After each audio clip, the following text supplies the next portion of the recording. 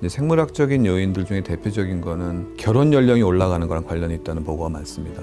그 출산 과정에서 생기는 문제도 많을 수 있고 그 이전에 이제 임신 수태 과정에서도 소위 돌연변이 가능성이 높아지거든요. 나이가 드시면은. 두 번째는 환경 독성 물질과 연관성을 주장하시는 분들도 상당히 많아지고 있어요. 대표적인 게 프탈레이트 같은 소위 환경 호르몬에 임신기나 또 임신 전기에 많이 노출이 되시면 아이들의 임신 수태 과정 이후의 발달 과정에 부정적인 영향을 주고 신경 발달에 영향을 많이 미치거든요. 시스템 요인은 이 발달 장애에 대한 진단 기준들이 정기적으로 업데이트가 되고 있어요. 조금 더 과학적인 근거를 갖는 쪽으로요. 최근에는 자폐증 환자들 중에 상당 부분은 회복도 가능하고 일정 부분은 고기능, 오히려 일반적인 건강한 사람들보다 더 능력이 좋은 사람들도 있다는 게 알려지게 된 게 진단적인 기준들의 변화하고 관련이 되는데요. 그렇게 됨으로써 진단율이 올라가니까 전반적인 자폐증의 유병률이 증가되는, 요약하면은 한 70%는 생물학적인 견 때문에 늘어난 거고 한 30%는 제도, 시스템, 진단 기준 이런 것들의 변화와 관련된다고 볼 수 있죠. 그런 기준들이 사실은 이제 여러 영역별로 조금 차이가 있는데요. 자폐성 장애를 기준으로 해서 말씀드리면 12개월 돌쯤 됐을 때 아이들이 이제 엄마나 아빠를 얘기하는 경우가 많이 있는데 한 단어 소통 능력이 생긴다고 하죠. 근데 그런 경우가 아닌 경우도 꽤 많거든요. 그 소통 능력의 시작이 한 15개월쯤까지 지연되는 경우도 있습니다. 한 가지만 보고 이 아이가 자폐인가? 발달장애인가? 이렇게 걱정하실 필요는 사실은 없어요. 어떻게 보면 발달장애나 자폐성 장애나 이런 부분들은 여러 발달의 문제들이 대부분이 함께 나타납니다. 눈맞춤도 안 되고 호명 반응도 부족하고 놀이의 상호작용도 많이 떨어지고 언어적인 소통도 한 단어 이상이 안 되고 언어 수용도 간단한 지시다리가 안 되고 이렇게 됐을 때 이제 이거 걱정이 되니까 15개월이지만 진단받으러 가야 되겠구나. 아주 합리적인 판단인 거예요. 한 개만 뭔가 이상이 있다 또는 두 개만 뭔가 조금 다르고 나머지는 괜찮게 다고 있다. 그렇다고 해서 다 병원에 가실 필요는 없는 거죠. 근데 그 한 단어가 안 되고 소통이 안 되는 게 24개월까지 기다렸는데 안 되더라.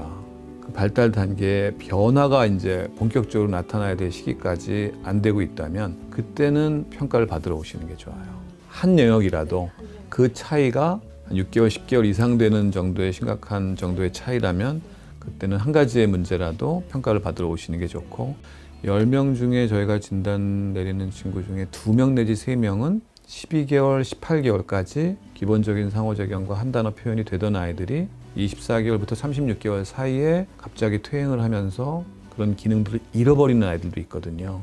이제 그런 상황이라면 그 퇴행이 어느 정도까지인지를 보시는 게 좋아요. 한 달을 지켜보고 환경이 안정이 되고 놀이 기회나 활동 기회가 주어졌는데도 발달 지연 형태로 나타난다면 그때는 반드시 또 평가를 받으러 오시는 게 필요합니다.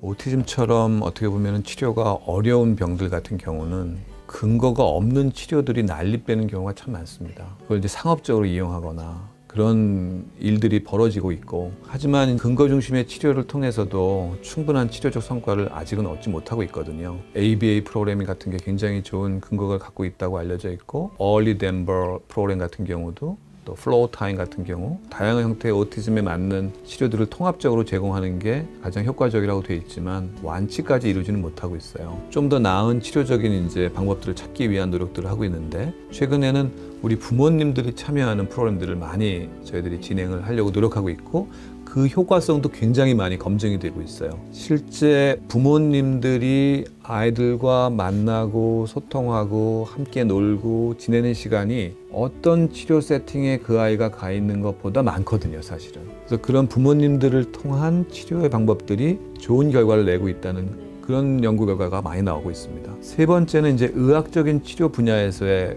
최근 변화들을 좀 간단히 소개해드리면 아직 이 분야는 많은 대상을 굳건한 자료가 아직 확립되어 있지 못합니다. 왜냐하면 대부분의 연구들이 2020년 가까운 시기 때부터 지금 진행이 되고 있거든요. 앞으로 10년 뒤가 굉장히 저희가 기대를 많이 하고 있는 연구들인데 발달장애, 자폐성 장애들 아이들의 이 뇌의 기능적인 특성들을 이해하는 것이 굉장히 많이 발전을 했습니다. 특정 기능의 저하가 발달장애에서의 사회성 발달, 의사소통 문제, 발달장애에서의 상동이나 행동 문제를 일으킨다는 걸 알게 됐어요. 그 특정 부위를 활성화시킬 수 있는 신경 조절 기법들을 저희들이 또한 갖게 됐습니다. 의학적인 치료 중에 두 번째는 약물 개발이죠. 자폐 스펙트럼 같은 발달 장애들은 어떤 특정한 물질들이 확립되지 못해 있거든요. 그렇기 때문에 조금 더 앞으로 갈 길이 아직은 꽤 남아있는 상태입니다. 그럼에도 불구하고 상당히 주요한 유전자들의 결함들을 밝혀내고 있습니다. 그런 결함들을 근거로 해서 그걸 교정할 수 있는 치료들을 시작한 거예요. 그 근거를 가지고 새로운 약물들을 개발하는 연구들이 최근에 많이 늘어나고 있습니다. 그리고 마지막으로 요즘에 많이 관심 갖고 있는 게 세포 치료예요. 이것도 사실은 상업적으로 이용하는 분들이 참 많고 근거가 있는 것처럼 선전하고 있는 부분들이 많아서 조심하셔야 됩니다. 사실은. 하지만 윤리적으로 그리고 굉장히 과학적으로 타당한 근거들을 쌓아나가고 있는 것은 틀림없어요. 새로운 세포 치료에 대한 근거들을 지금 만들어가고 있다. 많은 발달장애인 아이들은 아직 어리고 또 성장 과정에 있고 변화의 과정에 있기 때문에 그 아이들이 앞으로 성장하는 과정 속에서 그들이 갖고 있는 그런 보석 같은 재능들을 어떻게 발견하고 키워주냐에 따라서는 정말 수많은 변화들을 만들어낼 수 있습니다.